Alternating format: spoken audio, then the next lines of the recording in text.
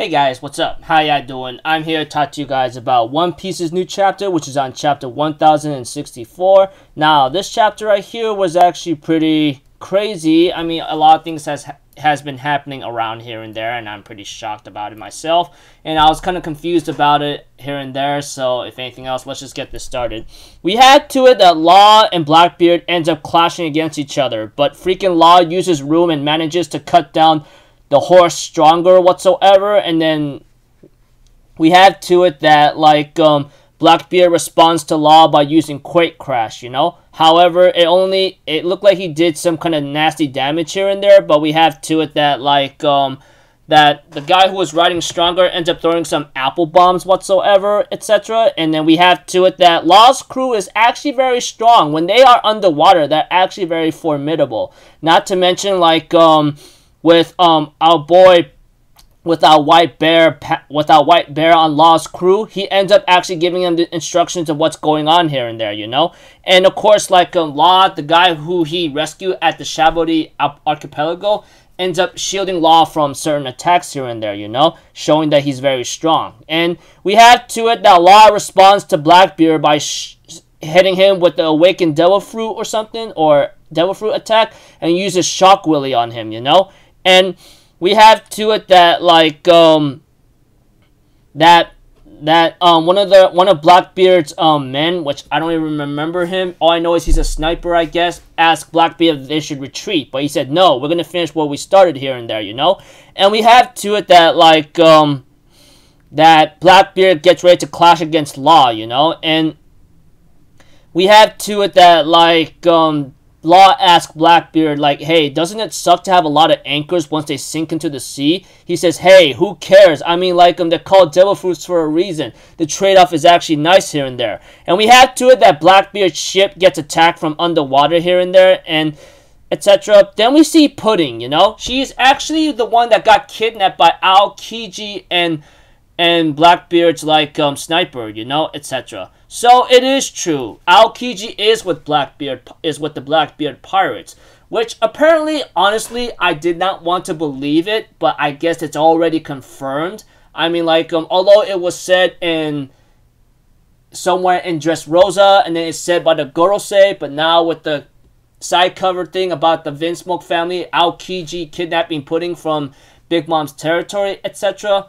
Yeah, it is pretty much true, which really sucks, but it is what it is. But looks like, I don't know what's Aokiji's goal, honestly. Many people are making theories about him being maybe a double spy. I don't know. I don't care right now. I mean, we'll focus on that on a different time, should it be really confirmed. And now this one's already making better confirmation. I just didn't want to believe it, because Aokiji's not the kind of guy who wants to work with pirates, but I guess there might be other ulterior motives. But we'll talk about that another time. Maybe when it's more given-driven information, you know?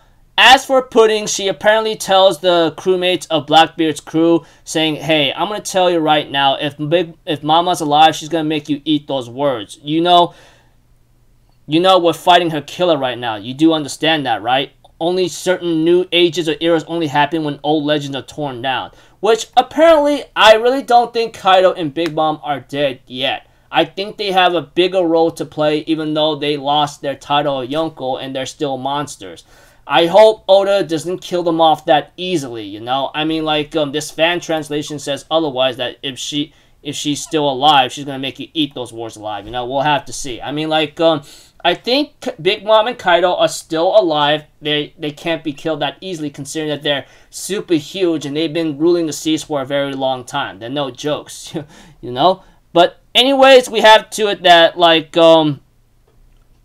Law and Blackbeard continues to clash against each other, while freaking Blackbeard tries to use Black Vortex, and we all know how deadly that freaking ability is when it comes to Black Vortex. He could suck you in, disable all your defenses, and then once he hits you, it's like a really bad truck saying your time's up. See you later, alligator. Then we get to see a scene with Blackbeard getting confirmation about Trafalgar Law and Blackbeard fighting each other on Winter Island in a new world, and freaking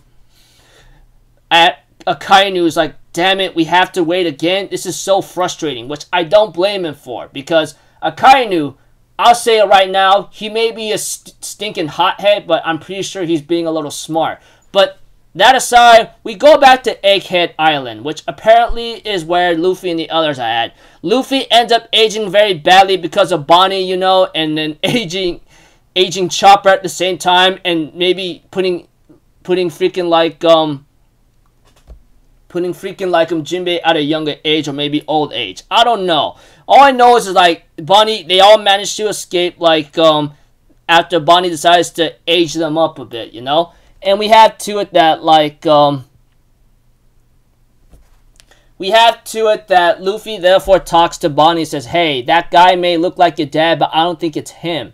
And we had to it that like Chopper's like, calm down, Luffy, have a good heart, okay? Bonnie's Pishafistas is bad news, but yeah. We have to it, Jinbei's like, look, Kuma may no longer be human, but that doesn't make this any easier when we facing the daughter of a doppelganger, you know? I mean, like, I don't mean to be jerky, Bonnie, but I don't know much about Kuma himself, but he was a tyrant or something. Before he was, like, turned away or something, he was forced to become a pirate. And we have to it that, like, Jinbei talks about how, like, how Kuma was caught by the Navy revolutionaries and they gave him an opportunity to roam around the seas as a warlord because of his physical prowess. Even Vegapunk took interest in him, you know? And on the condition, though, he has to become a body modification and cloning. Don't you get it? And we have to it that Bonnie's like, I get the idea, but that doesn't mean anything, you know? Becoming a mindless cyborg is just as bad as a life sentence, you know? And even Jinbei kind of asked like, I wonder if it's true if Tyrant Kuma earned him the life sentence. But we have to it that like Bonnie says that her father Kuma was not a stinking tyrant. He hated the government and never submitted to them. He must have been forced into procedure somehow, you know. Even Luffy actually likes the beam saber, which apparently is pretty cool. We have to it that Bonnie ends up using a beam saber whatsoever and tries to attack Luffy and the others, you know, in anger. But even the beam sabers looks like a big reference to Star Wars, okay? Let's be honest, okay? But that aside, pretty cool. But we had to it that, like, that Luffy is actually very shocked to see the inventions like that, you know? And we had to it that, like, that Bonnie says, Vegapunk may be a scientist, but he's a damn murderer, you know? That kind of thing. And we have to it, Bonnie says, you know, my dad used to tell me that he was part of a very good race, and I don't know what just happened to him to becoming a lab rat. Hell, that doesn't justify killing him. And we have to it that Luffy and Chopper says, yeah, let's go get it, you know? Etc. Then we go to a scene switch with the Thousand Sunny, where, Lilith is actually taking them to a certain location and talking about, like, some kind of, like, Vega Force 01, and then something about anti-gravity propulsors whatsoever, giant monsters, and etc. They end up having to go to a location where like everything's like pretty cool. Pretty much Vegapunk's island, you know, that kind of thing. You guys get the idea. Anyways, as the chapter continues on, we have to Zoro and Brook decides to stay behind the Thousand Sunny for now, and they go like they can't trust that woman, you know, so we're gonna stay behind. They go like, okay, fine, have it your way, you know. And we had to it that Robin, Usopp, Nami, Sanji, and Frankie are actually enjoying this, you know? I mean, solid clouds from Sky Island, you know, that kind of thing. And Lilith explains how it works, you know, blah, blah, blah. I'm not going to get into that because there's no point, you know. I'm just making it simple as usual. And we had to that they're about to enter the main lab whatsoever. And then Lilith decides to give them some shoes that will give them a chance to, like, float easily or step easily on Vegapunk's island, you know, which is pretty cool. We get to see Nico, Robin, and Nami into some hot outfits, you know, while Usopp, Sanji, and Frankie are in some nice outfits too, etc. Even right now,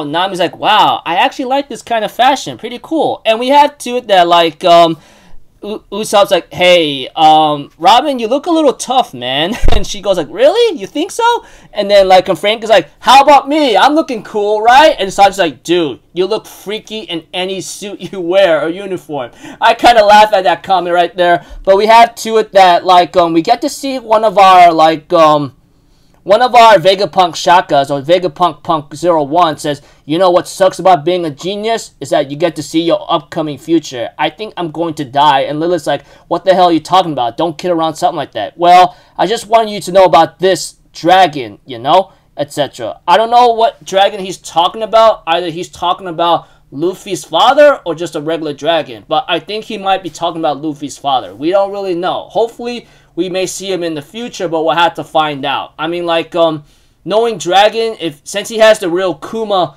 with him, which I hope is the real Kuma, we don't really know if that really is the case, really. We'll have to see if they might meet up. But even if they do meet up, I highly doubt Luffy would care. But it goes like, hey, Pops, how you doing, kind of thing. We don't really know, etc. Okay, yeah. All I could tell you is that, like, without a lot of complications and a lot of confusion and a lot of vague details I'm giving you, which I always do all the time anyway, Blackbeard and Law face each other, you know, including crew to crew.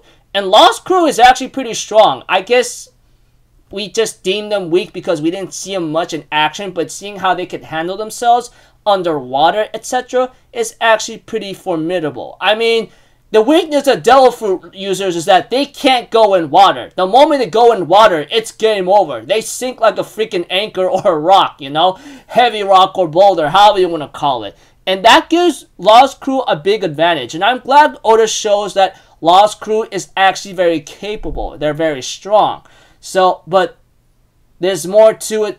I'm pretty sure it's going to take more than that to take down Blackbeard and his crew. Especially Blackbeard, man. We all know that he has 2 Devil Fruits in his body right now. Like, he has the Quake Fruit from Whitebeard and his own, like, Darkness Fruit, you know? And we all know how deadly those 2 fruits are. And that kind of, that sums up why he becomes a Yonko. But all things considered, his bounty sucks really badly. I mean, give me a break, you know? And, of course, you know, Pudding, she's kidnapped, which apparently is kidnapped by Aokiji and the sniper guy, which I don't really care much about. I don't remember that guy's name. But, like I said, surprising to see Aokiji being part of Blackbeard's crew, even though it's already confirmed and said, you know. Although I was kind of having doubts for a moment, I guess it is what it is. But that aside, Akainu was forced to wait, and we got to see Jinbei talking to Bonnie about Kuma, while Luffy and Chopper's aged up whatsoever, etc. And we had to Bonnie, Jinbei, Luffy, and Chopper get ready to go into another adventure to figure out what's going on, you know. And as for the Thousand Sunny crew, you know, Zoro and Brook decides to stay on the Thousand Sunny, etc. While, like, Robin, Nami, along with Usopp, Frankie, and Sanji decides to go with Lilith to go, like, exploring, you know, that kind of thing. And then we get to see Shaka, Vegapunk Shaka, or Punk 01 whatsoever. He apparently says he might be foreseeing his own death, and he wants to talk about something about Dragon. So, we don't really know what's going on with this Dragon fella, whether if it's Monkey D. Dragon, or freaking, like, the regular dragon creature, we don't know. But we'll have to find out. As for Big Mom, Pudding says, like, she might be alive out there, which could be true. I mean, we're facing Mama's killer, which is Law and partly Kid. You know, Law and Kid killed her. We don't really know. Though, I still believe they're still alive, but if they did die, that'd be a little disappointing because they shouldn't die that easily unless it's by someone very strong. And, you know, all that Luffy did is knock Kaido into a lava pit, which we don't really know. So, yeah, looking forward to hopefully, like, how this turns out. I mean, Oda's going on a big roll so far. Next week we'll be on break. We'll have to take a break, obviously. So, until then, people, I'll see you guys in the next video. I'm Alpha Zero. Have a good day. I'll see you guys next time, alright? Peace out. Bye-bye. Toot-toot-toot.